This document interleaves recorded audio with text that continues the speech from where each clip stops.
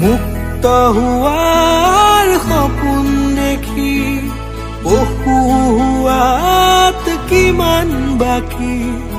জীৱন দিয়াৰ ক্ষমতানো কাৰ